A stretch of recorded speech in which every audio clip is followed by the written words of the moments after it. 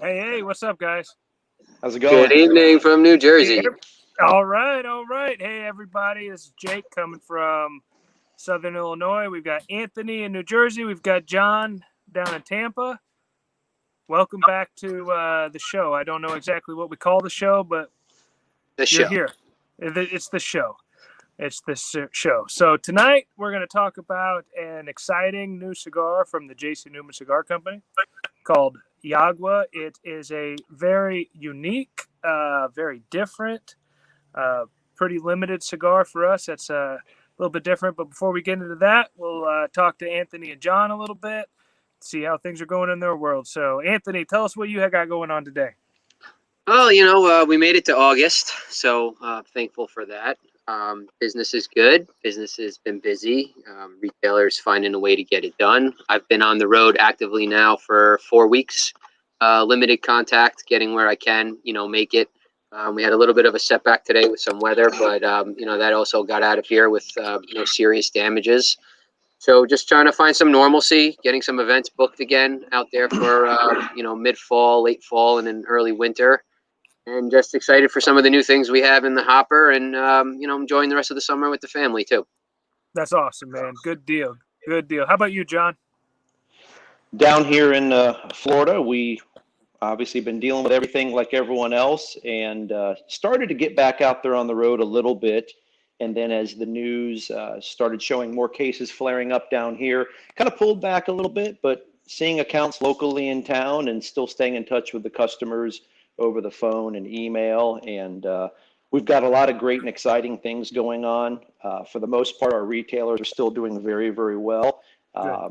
Extremely apparent that people are still enjoying cigars out there, which is great for all of us.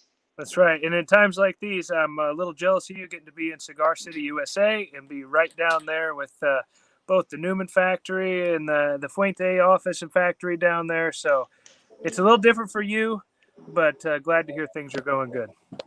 How about yourself, Jake? Hey, everything's good up here. Unseasonably nice weather. That's why I'm sitting outside tonight. We're going to set a record low temperature tonight. Look like we're going to get down to 54, 55 degrees here first week of August. Usually it's about 100 degrees, 110, 115 degree heat index. So we're taking advantage of this weather right now and enjoying some cigars outside. And tonight I will be drinking some bourbon, drinking some Blanton's tonight. One of my favorites. What do you got, Anthony? I saw you had a glass of something there. I'm doing a little Eagle Rare here. Nothing wrong with that. And just in case it gets lonely, a little Modelo to back it up. That's right. I was going to say, you just opened that bottle about 10 minutes ago, didn't you? It was like 12. Okay, all right. Good deal. What do you got going tonight, John? Got a little bit of Weller, and that's my everyday. Trying to catch up with you, man. Us guys down here in Florida, we don't have access to some of that stuff as easily. So when we find it, we got to grab it. I'm lucky I get to go to Kentucky about every 3 or 4 weeks to see some of my great customers down there, and they just happen to make and sell a little bit of bourbon down that way. So it's always nice to make that trip. Always top of the list for going to sell cigars, if you know what I mean. Yeah, but you can't get a good Cuban sandwich up there. So that's very true. That's very true. So there's been a few months since we've done one of these shows. We always have a good time, but this is an exciting time for J.C. Newman Cigar Company, as we've talked about before. This is our 125th anniversary. I don't think anybody would have guessed 125 years ago that we'd be having this anniversary in the middle of a pandemic and all that this is going on, but that doesn't slow down any of the excitement or the fun things that we have coming for our consumers and retailers. And we want to talk about one of those projects today that is it's a pretty unique project. It's the new cigar from J.C. Newman. It's called the Yagua. I don't know if you guys can see this right here. It's a very unique cigar. There's the packaging, nice box. I'll pull out the bundle. Everybody else pull out their bundle here. I'm patiently waiting to smoke this one. That's right. Right. I waited for tonight, so I haven't smoked it yet. That's perfect. We got these just last week or the week before. We've been saving them to kind of do the unveiling here on this. It's a unique cigar. It's an old style packaging. I'll let John and Anthony talk about this a little bit. There's some good information. There's a few videos out there online on our YouTube page, on Facebook with Drew, kind of talking about a little bit of the history of the cigar and the genesis of where it came from. It is a very unique cigar. It is made in a very, very old style way of making cigars. Some people used to call it wet packing. The Yagua is actually a palm tree that is native to Cuba and some other parts of Central America. And I'm going to pull one of these out and clip it up. And Anthony, if you want to talk a little bit about the cigar and what you know of it, that'd be great. John, you add to it. So I'm going to pull one out here and fire it up, and then I'll come back and talk a little bit about the blend. So get one out here too. So immediately, it goes without saying, the packaging on this project is just fantastic. It's completely unique. I've seen nothing like it in the market. One of the ways I've been positioning this to my retail partners, Jake, is, we've all been in a position where we've been on some type of a lockdown or just kind of getting back to a routine. So, we all stocked up on our cigars, and we've been smoking our go-tos. So what's one of the first things these shop owners are hearing when people are starting to come back into their stores is, hey, what's new? What's new? And from a 125-year-old company that, generally speaking, we don't usually boast new product. It's been a nice change of pace to be able to say, actually, matter of fact, I have something new here, and kind of get into the story about the Yagua. So really excited for it to hit the shelves, soon here. The packaging is incredible. I'm just opening it for the first time. Obviously, the box that it comes in, the Yagua leaf, from my understanding, goes back to the story that we first learned. I remember when we smoked this cigar. What was it, about 2 years ago at a sales meeting, Jake? Where October 2018. 2018 was the first time we got to try the very beginning of the idea and the theory behind the cigar. I remember, I think it was Rich walked in with a couple of white sealed packs, and all the cigars came out, nothing being uniform. That's being because of the cigars not being used with molds, so everything is freehand rolled. I remember smoking them out of the wet pack, and everybody having a lot of questions, guessing what could this be.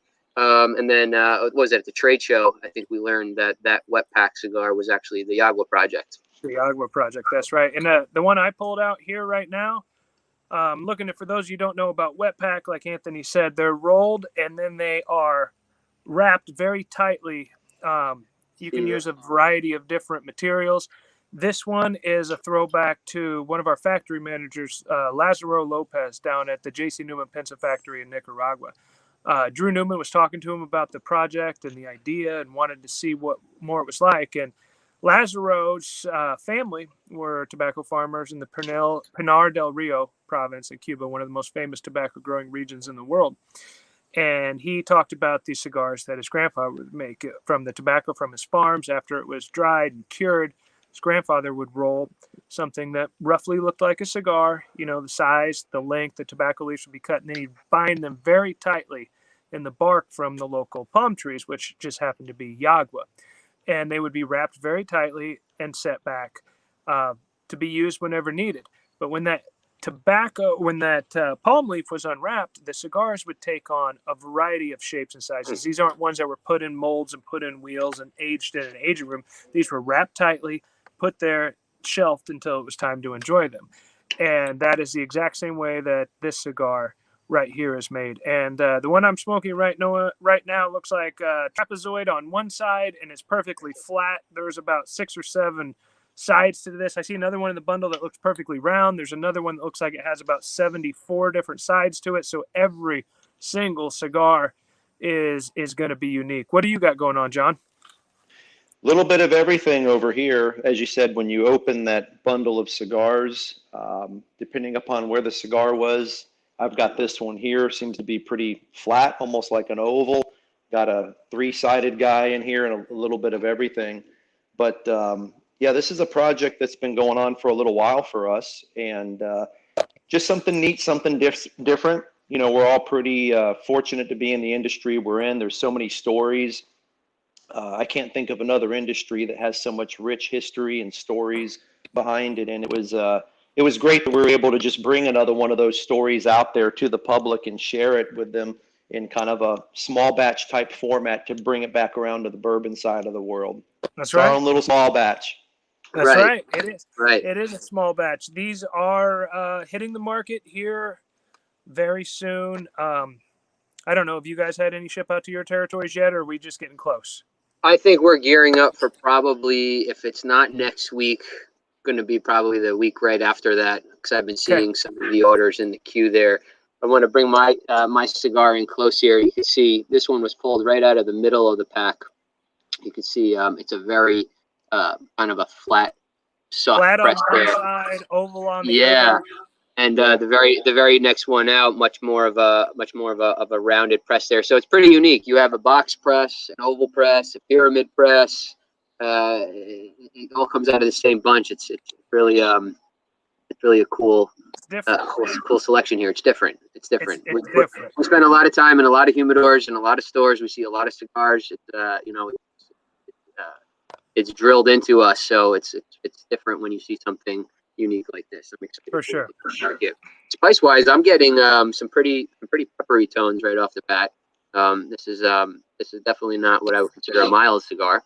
Right. No, it is the blend. We'll talk a little bit about the blend on this. So the wrapper is a Connecticut broadleaf wrapper.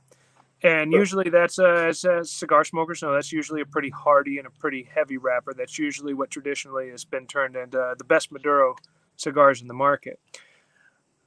I don't want to say that this is a Connecticut broadleaf natural, but it's going to be about as close as a Connecticut broadleaf natural as you can. I think Drew put it in the article, or Lazaro did, on Cigar Aficionado, that the wrapper leaf is pulled a little bit early before it becomes that full Maduro wrapper. It's going to stand up to the punchiness. Anthony, you talked about it being a little peppery, a little full. I like to say something like it's punchy. It's got a little kick to it, and I think the wrapper really holds up well to this blend of Nicaraguan tobacco. As far as I can tell right now, just being a little way into it, it is going to be on the heavier side. By no means is it going to knock anybody's socks off and make them start to sweat and have to put the cigar down. But it is, out of our portfolio of cigars coming out of the Pinsa factory, this is going to be towards the top of the range of those cigars. What do you think, John? I agree. Obviously, it's a little early, but you can definitely tell it's got some body to it. Getting a little bit of the peppery notes off of it as well. And I think this thing's going to progress and just stay, with some good strength to it. But again, I don't think it's going to be one of these powerhouse, knock your socks off type of cigars. But No, Jake, yeah, go ahead, Anthony. so, can you go back to what you were saying? Because you're actually giving me a little background on that too. So when they pick the broadleaf, you were saying it's earlier or later than what they would normally pick? It's during the fermentation process. It's not when it's actually harvested. And and there's some reference to that on a great article that Cigar Aficionado just wrote about the cigar a week or 10 days ago. Like I said, I hesitate to call it a broadleaf natural, but it's as close to a broadleaf natural because most of the time we talk about broadleaf as being a Maduro wrapper. I would say this isn't quite a Maduro. It's somewhere in between. It's another aspect of the cigar that is pretty unique to it, and it was designed to really hold up to the blend and the style of making the cigar. So again, it just adds that extra twist of being something different than what's on the market right now. There's not been a lot of cigars like this on the market, and I can say right now I'm liking it. I'm liking it pretty much. John talked about it a little earlier about it being kind of a limited small batch type of thing, and that is one thing that I do want to say. There are only 1,000 boxes of 20 heading out to the retail market, and starting towards the end of next week, you can go to jcnewman.com and click on the Yagua tab, and there will be a list of every retailer in the country that received at least a box. So, and as new retailers join on, will they be added to that list? They will be added weekly. Now, I'm pretty sure we are approaching sellout on these. I know you guys have both had luck. We've got some customers excited about this cigar. But I can tell you throughout New York, New Jersey, and Northeast PA, we are sold out. That's right. That's right. And I just want to, I seem like I do this whenever we're talking about the Pinsa factory. I just want to give a shout out to Lazaro, who was at the head of this project, the history, the storytelling, the manufacturing of this cigar. We've got Omar, who does a great job down there. And we got our boy Fausto, who is all over Instagram, and he is our biggest brand ambassador that we've got. He's Oh out yeah. there telling the story, and he's excited. So we appreciate everything they do So, down there, from making a special limited edition run like this to making our Brick House, our Perla Del Mar, our El Baton, our Quorum, some of the most popular cigars in the country. They do a fantastic job day in, day out. Consistency is there, and we just want to thank them for their dedication and what they bring to this craft. So shout out to those guys. also, So, major kudos to marketing and putting the whole concept together, taking a real, old world concept and packaging it in a way that's relatable to today. John, how are you suggesting people merchandise this in the field? Is this Well, kind this of, cigar- being that it's limited release, so availability after the initial release, is this kind of front and center? And how are you positioning it? John, I'm gonna jump in here. John, being down there in Tampa, he's got a couple customers down there that as soon as they got word of this project, they tried to buy every box he's got. Now, John's done a Yeah. good job of trying to spread this out, I spread depend- the love around so more people can try this cigar. But I'm interested to hear what you got to say, John. Yeah, we did have some great excitement in the beginning. A couple people, maybe you're listening, we might have had to cut a few orders back a little bit. A lot of enthusiasm, which is great. But again, it's a small batch type item. It's not going to be on shelves for very long. The numbers in my market, as with everyone else's, you guys as well out there, not a whole lot of this to go around. So it's going to be hopefully just a fun little flash in the pan kind of a thing. I know that we've been told that there are plans to bring it back periodically. Jake, you mentioned our factory down there in Esteli. Those good people down there stay busy making all of our great Nicaraguan cigars. And it was just a testament to their work ethic and their dedication to the job that they were able to kind of shift gears and focus on something like this, which is, we want to make sure all the retail customers out there understand it really is going to kind of be a one and done thing, and it comes out every now and then. But yeah, as fast as it comes out on the shelves, I think it'll be gone. I've had a lot of retail customers that I've encountered locally, as well as all the friends we have out there on Facebook and Instagram.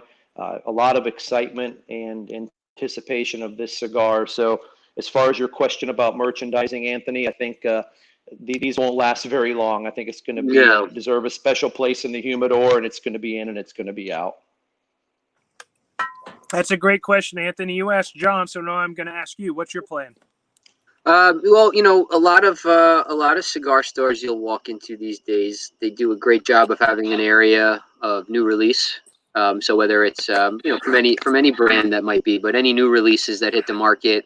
I love seeing that in a humidor. I think it's a great tool a retailer can use to have an area to showcase what's new, because some people like to just go and the consumer likes to shop and buy what's new in any kind of industry. I know I do it with beer and liquor and certain types of food. So if I see something that's new, I may be more interested in it. So I'm definitely encouraging this to be front and center on those type of tables to kind of grab the attention. And I've been really adamant about sharing the marketing material with everybody, giving them the social media resources, because there's such a lot of great content to push out. It's a rich story. It's a good story, what and people want to hear. And our story is their story. Yeah. So we share this story with our retailers to pass on. It becomes an extension of us. So it's their story to use. So anytime there's a story and content you can push out and market your business and set yourself apart, so it's just another tool for that. And from what I'm enjoying so far, it happens to be a really rich flavor, medium body cigar. It's building in strength as I go, personally. So I'm about a quarter of the way into it right now. I'm going to do a slight touch-up burn. But again, that's, I think, to be expected with the characteristics of the cigar not being, molded. So it's kind of a whole fun experience throughout. You're going into this and you have to kind of, I don't want to say work at it, but you have to be conscious of it. And, you're not rushing through smoking this cigar. And this is something you have to kind of dance with. That's right. But chances are I like pretty that. good that, yeah, I like that. Your chances are pretty good your humidity's a little high at home right now too, right? It's pretty humid today. We had that hurricane that was supposed to come through Florida, kind of hooked up the East Coast. So I was actually on the phone with Jake and Adria from marketing earlier today. I'm explaining I had no power earlier, and I wasn't sure if I was going to be able to participate. And we decided to wait till around 5 p.m. tonight, and the rain settled down, moved out of here. Sun came out, so I wasn't missing the Yagua for anything. That's good. That's good. John, how's your cigar tasting right now? You know, it's developing nicely. Still got that little bit of pepper to it. I was kind of waiting for it to ramp up on me a little bit, but it's holding steady. I've got a good burn on mine. Anthony was talking about burn. Everything appears to be going well with the cigar. I know these are relatively fresh. I just picked mine up from the office on Friday, and I know it wasn't too long before that they made the big boat ride up. But it's holding together well. Construction's great. Draws nice, Good. not too loose, not too firm. Yeah, it's got a good Right. draw to it, which again I think is you know a nod to our good people down in Esteli doing a great job rolling cigars, because this one here, when people see them in person, it's going to be very obvious. It's very non-traditional, kind of has a People are rustic going to feel have to it. questions. People Yeah, are going oh to yeah, have questions when they see this definitely, cigar. So definitely. no, And I'll tell you, I'm gonna jump in here. I'm not the best at giving descriptive terms. I'm not the guy that says something tastes like wet cardboard or mushrooms or cardamom or anything like that. That's not my style. But this cigar right here, I guess I'll attribute it to the Connecticut broadleaf wrapper. It's a very thick mouthfeel. It's very thick tasting smoke. I would say it's chewy. I mean, it's very heavy. There's a lot going on here, it's got a lot of and body to it. a lot of body. I guess that's probably the way to say it. And I taste that pepper, and I hesitate to say that it's like heavy black pepper, but there's definitely a spice there. But I mean, I'm only that far in. There's definitely some changes to this. It's a nice slow burn too, would you say? Very much so. Very, very much so. Is that And the I mean, nature of the pack and how it's, the aside from cigar is, being pre-rolled, what gives it that I guess it's punch? just the factory. I mean, the cigar is packed perfectly. I've got a good draw. The burn is good. And I mean, we've been smoking these cigars. We've been on here for 22 minutes, and I mean, it's smoking great. Volume of smoke is fantastic, and I'm really liking that chewiness, the thickness of the smoke and the flavor on this cigar. So we'll see how it gets a little bit down here. But another thing I want to talk about here is started off talking about this being the J.C. Newman 125th anniversary, and there's no other cigar company in the United States that has the history, fourth generation ownership that we've got. And we talked a little bit about it. I don't think anybody would guess we'd be living through a pandemic during our 125th anniversary. No. And first of all, I feel bad for the Newmans.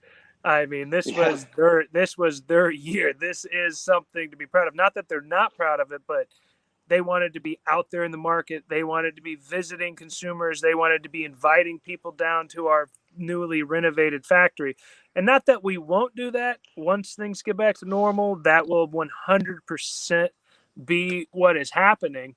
But right now, that's just not the case. But again, I feel Bobby, Eric, Drew, I'm sorry that this your 125th anniversary, but we'll make sure the 126th year is just as important as the 125th when we get back to normal. But John, 126 has a good ring to it.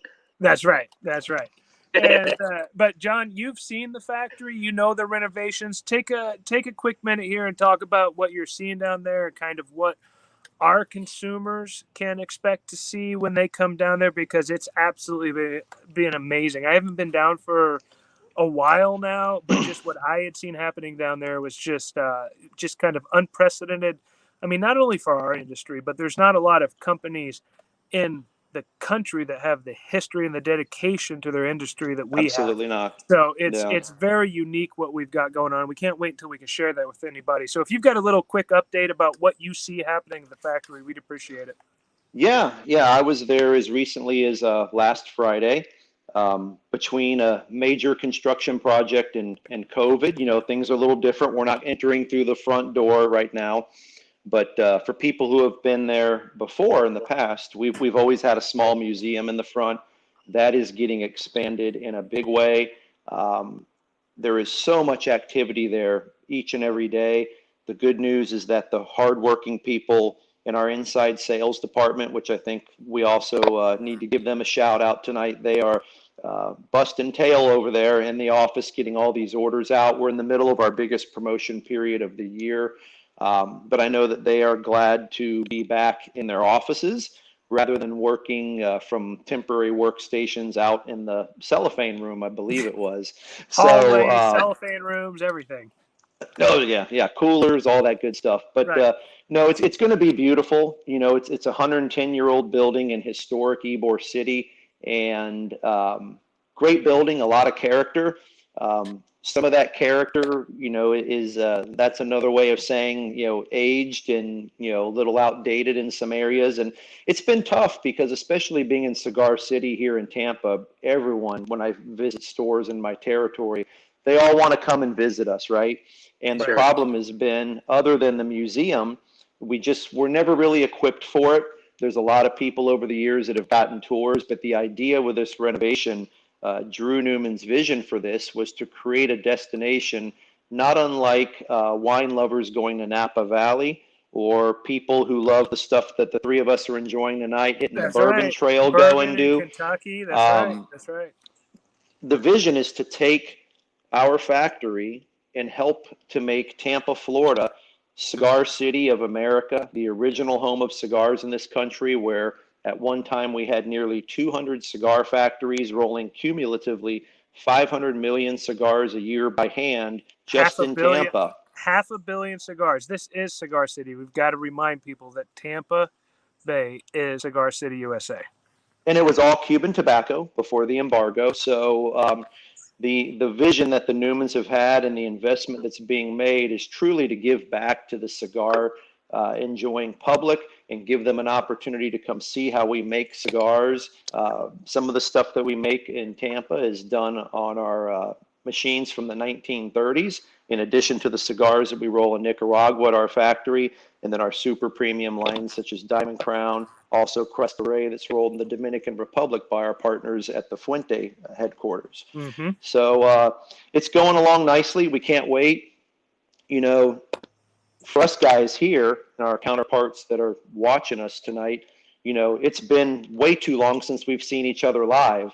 Right. Sure You know, we've gotten to be experts at WebEx and Zoom meetings and this and that, but you know, the last time we all saw each other was back in January. In the Dominican. And, yep, and we should have been all together in May when the Newmans, you know, should have been unveiling their factory for our event. And as you said, Jake, you know, just feel bad, but you know, I don't know. On the bright side, Eric, Bobby, Drew, if you're listening tonight, this is going to make for one hell of a chapter in the next book that you all write about the That's family right. business. That's for sure. And we can I'll all raise a say glass to that. the Yep. best is yet to come. So it's all Yes, it very, is, very guys. good. Cheers. Thank you for that update, John. And it is exciting times as we try to just continue to move forward with all the craziness that's happening. I can't wait to get back down and see the factory. I think I was in Tampa 8, 9, 10 times last year and got to see all the changes that were happening. And it's my home away from home, and I've missed getting to see it here the last few months. So I'm really looking forward to getting down there and see what's happening.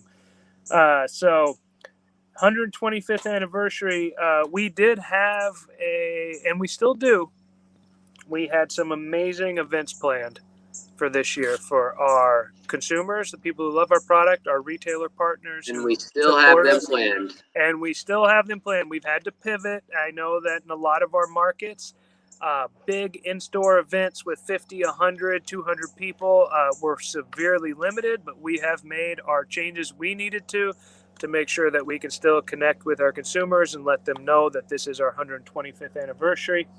We've got a plethora of different events that we're doing with all kinds of amazing stuff, such as the J.C. Newman Beautiful 125th anniversary ashtray. John's got his. Anthony's going to pull. Oh, Anthony's got the cutter right there. There it is. Look at that nice Cigar JC Newman 125th anniversary. There we go. John's got his. And I don't know if you guys have yours left. The Diamond Crown. I smoked that puppy 2 weeks ago. Double Bellicoso. So this is a cigar that is not a cigar that you can buy. You can only get one at one of the JC Newman Diamond Crown 125th anniversaries. It's one of my favorite cigars. That's why I'm saving it. I love Cameroon. And again, it's that fantastic Diamond Crown blend, Cameroon wrapper, Arturo Fuente Cigar Factory. The only way to get one of these cigars is through one of our JC Newman 125th anniversary Diamond Crown events. Anybody who's watching and likes Diamond Crown or likes Cameroon, I would definitely be paying attention to your local retailer and seeing who is participating in this event. It is a very limited product, but it is worth seeking out. The packaging, again, we are just killing it on the packaging. Kudos to the Newmans of the marketing department between Yagua and the 125th. I mean, look at this thing. It's ridiculous. It's killer. It's ridiculous. So it's all good stuff. So. And Cameroon Tobacco has a pretty special place in both of the families that we represent. Lives and history in this business. That's 100%. Give it the rundown. Who was the first one to use Cameroon tobacco on a premium cigar in the United States, Anthony? This is quiz time. Stanford Newman, also the reason why he was inducted into the Cigar Aficionado Hall of Fame. Look at this first guy. First inductee. That's right. Look at this. So I have a funny story. Just a quick anecdote. I've been sharing it when people want to know why I'm so excited about this Cameroon tobacco, and just in general why I always hype the Cameroon tobacco. And it comes down to really the ingredients and the story I was going to tell was, it was March 13th of this year. I was in New York City and I was heading into a meeting, and I had to give Carlito a call, Carlos Fuente Jr. I had to give him a call and give him an update. And he took the call and he had to be brief because he was in Belgium. And I'm saying, why are you in Belgium, sir? There's a global pandemic going on. What's going on? You need to get home. You need to be safe. And he's just like, I could not go on this trip. And I couldn't understand why. And when he explained to me that it's because he got the call to go inspect the Cameroon tobacco, that was a major moment in my mind where I was like, wow, here is the principal of the company who, does not have to take that trip, and here he is at a really heightened time of travel, still takes that trip, goes to Belgium, hand selects the Cameroon tobacco with the Mirafel family. It was one of those things that I got to experience via telephone, and I got off the phone and I said to myself, wow, that's who's taking care of our tobacco. So when we put these projects together and we say it's special, boy, is it special. It's special. It's special. Yes. That's awesome, man. That's absolutely awesome. Now, John, I'll ask you. You have, at least on my team, Team East, I think you've done the most of these Diamond Crown 125th anniversary events. I think your customers, this cigar really resonates with. They appreciate how special it is. So, if you want to talk about that for just a little minute, I know you smoked yours up pretty quick. So, just talk about that a little bit, because I know people in our home market and all through North and Central Florida think this is a pretty special cigar. Oh, definitely. Here in Tampa, again, Cigar City, home to both the Newman family's operations as well as the Fuentes. Pretty blessed to work in this home market. Very honored to represent the two families in our home territory. But you're right, Diamond Crown is a phenomenal cigar brand. For those that don't know, it was launched in 1995 by Stanford Newman to celebrate the company's 100-year anniversary, and it was a collaboration between Stanford Newman and Carlito Fuente. So the Diamond Crown is JC Newman's super premium line that's rolled in the Dominican Republic. So, of course, anyone who lives in Tampa, you drive down I-4, you can't help but see the clock tower and home of Cuesta Rey Cigars on top of our building, which is just a great thing to see every day when I'm heading out to start hitting stores. But you're right, the cigar resonates with people, especially here in this area, because people are very, very familiar with not only the Newmans, but the Fuentes as well. And just to know that these two Tampa cigar families, the two oldest family-owned brands in the country, work together on a special project like Diamond Crown, The cigar just does really, really great down here. Of course, we've got multiple lines within Diamond Crown. We've got the Maximus, the Julius Caesar, and then the final part of that line right now is the Black Diamond. And a lot of the, Cameroon, of course, being used on the Classic. That cigar was groundbreaking in '95. A lot of people watching this probably enjoy 60 ring gauge cigars. I know there's 70s and all these big crazy sizes out there, but back in 1995, there was not a 54 ring gauge cigar, which was another way that the Diamond Crown line was groundbreaking. But just does phenomenal, impeccable construction, quality, taste, and of course, the Newman family stands behind everything that comes out of our building, and it really makes it easy for us, Jake. It really does. Hey, don't say that too loud. What we do out here is very hard. So It's Eric and Bobby. It's very difficult, Drew. It's extremely difficult. I don't know how we do it. So let's excellent points, John, and I couldn't agree with you anymore about Diamond Crown and what it means to us as a company, our 100th anniversary, and how special of a cigar that is. Let's talk about this Yagua. We should be each getting close to the halfway point. We're about a third of the way through the cigar, and mine is made Slow burn, baby. A slow burn. It has made a notable change. I've still got a lot going. Yeah, that's right. It's made a notable change. I've slowed down on the pepperiness, but there's a new something taken over in the cigar. And again, like I said, I'm not real good at the super descriptive terms. So if anyone's ever smoked our Perla del Mar Maduro, I know that features a genuine Connecticut broadleaf wrapper, Nicaraguan binder filler. Matter of fact, the wrapper on the Perla del Mar Maduro is the binder in our Brickhouse Double Connecticut. There you go. And I'm at the point of this Yagua now where I'm starting to pick up some of that same kind of aftertaste of Perla del Mar. Very similar. I don't know if it's maybe because of that broadleaf in there, Jake, but it's kind of the point I'm at right now. Also, Perla del Mar, while we're on the topic, I believe October, JC Newman Cigar Company will be re-releasing a newly branded version of the Perla del Mar cigar. Don't drop the surprise. We're going to do that after we talk about the Yagua. The surprise. But 100% right about some new packaging on the Perla del Mar. Surprises. But this, again, the cigar right here, like I said, mine's let up on the pepper a little bit, but it's still, the body-wise, it's building. Like I said, I can't get away from it. It's very chewy. It's very thick. It's very viscous. A lot of flavor on this cigar. This is the first one of these I've smoked for a while, since we had the prototypes. It is, I'm liking the cigar. I'm liking the cigar a lot. What do you think, John? No, I'm with you. It's definitely changing. I think we're both a little behind Anthony. He's smoking like he's going to the electric chair over there, man. He's definitely halfway done with that thing. It's just opened up here, so. Yeah, no, I see it. Man. Yeah. The smoke volume off, that's insane. Every time you take a puff, I can't even see your face. Well, when you have when you have these cigars that aren't put into a mold necessarily, and everything is hand rolled, you have different points of the cigar. So I think I'm at a point now where it's just really opening up.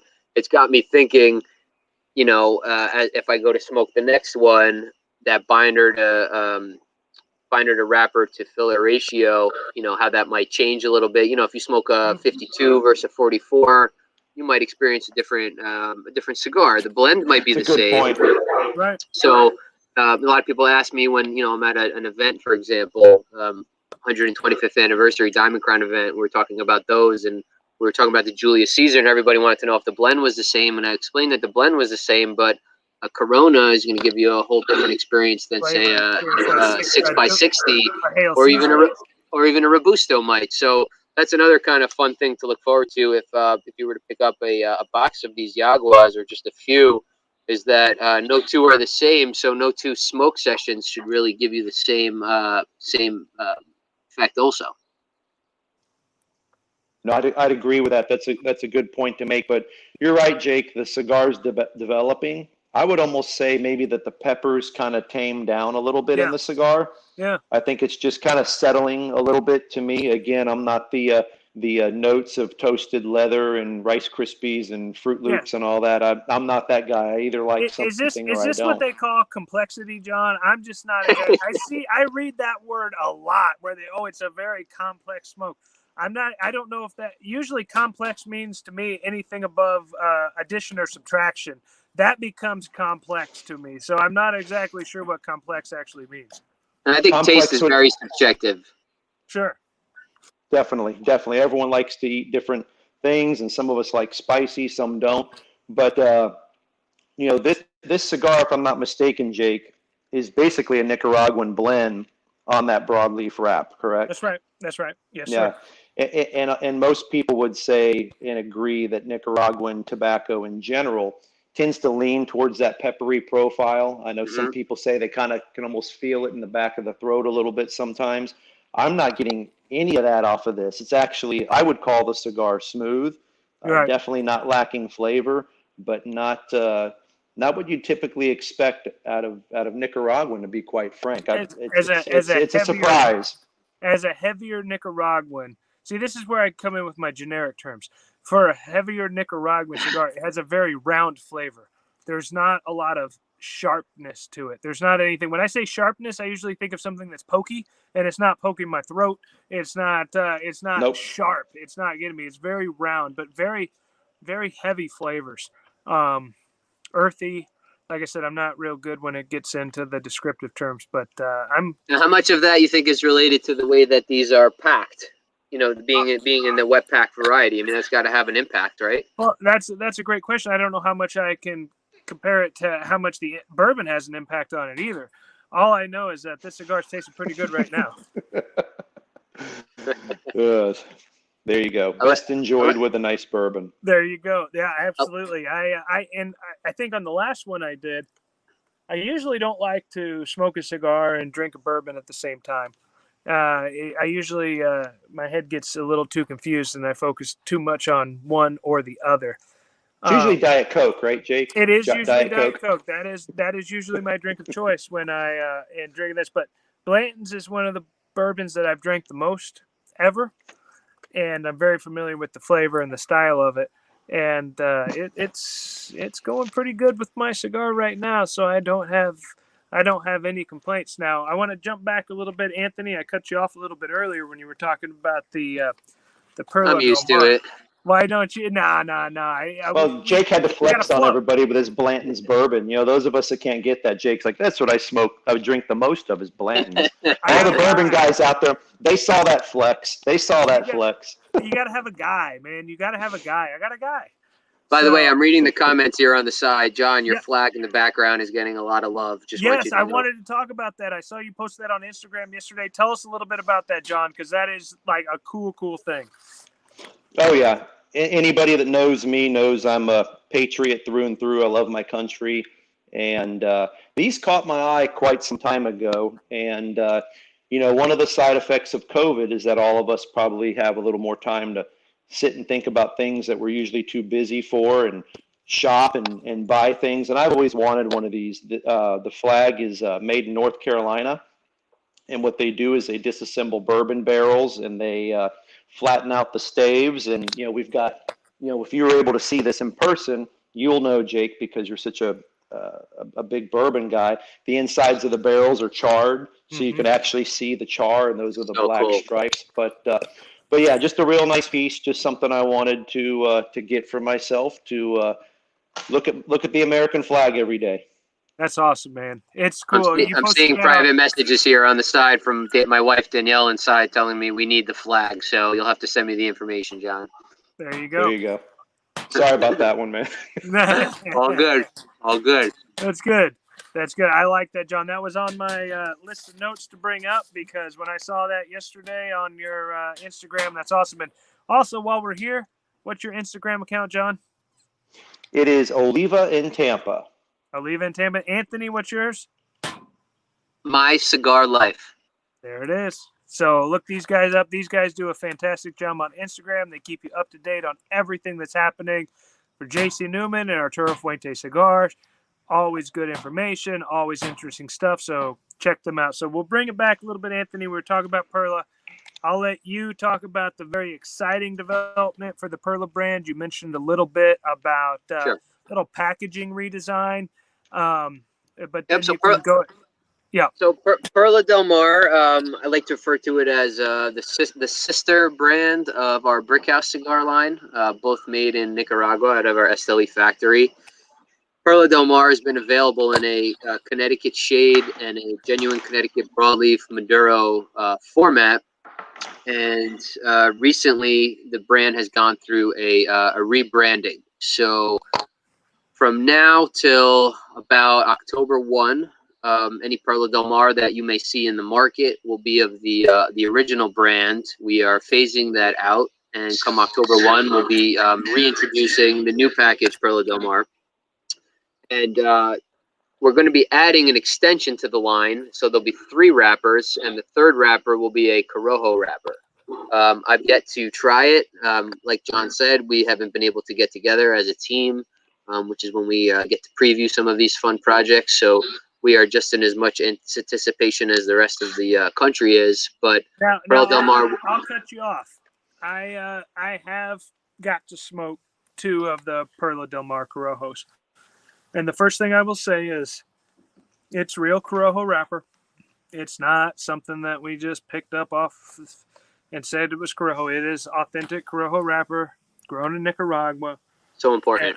And I smoked 2 of them. I smoked one in the Toro size. The G is what it was traditionally called, as well as the TG size, which is the 6x60. And the 6x60 is not my traditional size of choice. I'm much more of a Corona Gorda, Robusto Toro size smoker. I smoked those about 2 or 3 weeks ago. It was really good. It was something else. For people who know Corojo and have smoked a lot of Corojo, it is legit and traditional. If that makes sense. I thought it was going to be too much of a departure from our traditional Perla Del Mar line, but for somehow, some way, it dovetails perfectly with our Connecticut shade and our broadleaf Maduro. It is a perfect complement to the line, and I do believe that there is a number of consumers that cigar is going to connect with. I'm very, very excited for that cigar to come out, and at this point in time, we are weeks away from that hitting the shelves. And Average MSRP, Jake? Same as the regular Perla Del Mar. Same as the regular Perla Del Mar. Very reasonably priced cigar. That's great for consumers, retailers. It's going to be in that sweet spot of $750 a cigar.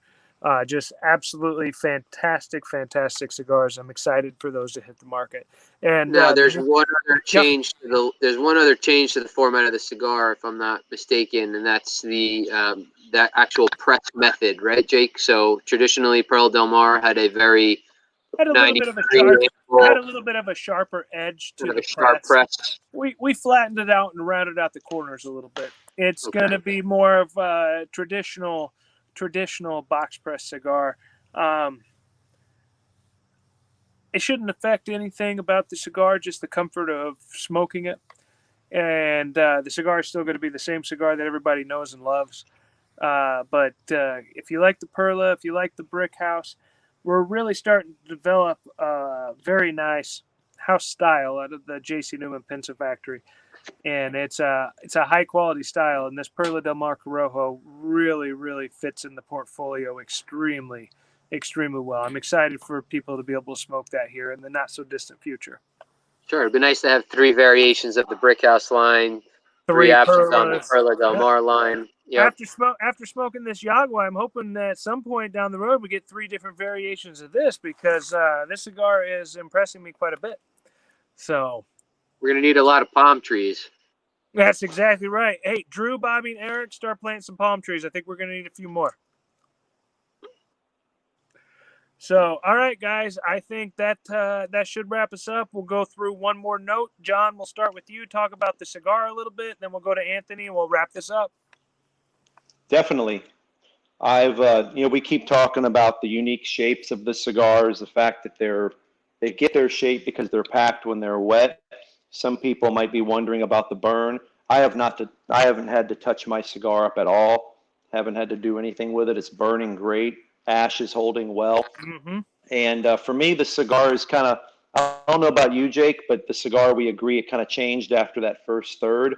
It's holding steady for me. I'm going to have a little bit to enjoy after we sign off and probably re-up that Weller. There you go. But Nothing wrong no, with that. but yeah, no, Well, it's burning. it's late for you, John. I'm going to be calling you at 8 a.m., so make sure you're ready. 7 a.m. your time, right? That's right. You got it. Yeah, I'm an early riser. We all know that. But We do know but no, that. the cigar is great. It's exciting. I think those of you out there that want to try it, definitely start looking in the market for it. We were talking earlier about ship times. Being in Tampa sometimes has its privileges. So those of you that have shops that you visit that are serviced in my territory, those did start shipping yesterday. I've still got a couple of people to touch base with, but my allocation for the most part is just about gone. But I would say in the part of the country that I service, Central and North Florida, I would start looking for that cigar like any day. Like, some guys Perfect. probably got it today. So. Perfect. Sure. That's Sure. awesome, John. Thank you very much. Anthony, your Sure, finishing yes. notes as we're halfway through the cigar. In terms of availability, same here. I'd start keeping a lookout. If any of my retailers are watching and haven't placed their orders yet, call me. As far as the way the cigar's finishing here, I'm going to definitely be taking the band off this one and smoking it to the nub here. We are getting close to that point. It's pretty much leveled out for me, so that buildup has kind of calmed down, and now I'm settling into what's going to be pretty much a smooth finish here. I think the pepper has settled down. I don't think I'm going to really be experiencing much full body towards the end of this cigar. I think it's just going to be keeping the flavor in my mouth throughout, and like John said, just I don't see any touch ups throughout here. Just kind of riding this one through. Great first experience with the Yagua. I enjoyed it. It was a pleasure to be here with everybody, and thank you to JC Newman for giving us yet another great tool in the arsenal. Definitely. That's awesome, and I'll echo that. The cigar keeps building. It's good. Like I said, it's not something that's going to make you sweat, knock your socks off, but it is definitely towards the upper end of full-bodied, especially for our portfolio of cigars. I want to thank John and Anthony for doing this tonight. I have a lot of fun doing these. I would recommend everybody go to the JC Newman Facebook page, the JC Newman YouTube page, and why don't we send everybody a congratulations to Bobby, Eric, and Drew for 125 years in the business. And check the jcnewman.com website so you can find your Yagua, the new Perla del Mar Corojo, find out where the events are happening for our 125th anniversary. And we just appreciate everything. Thanks, everybody, for tuning in. We look forward to seeing you next time. Everybody take care. Have a good night, everyone. guys. Thank you. Guys. Take care. You guys have a good Bye-bye.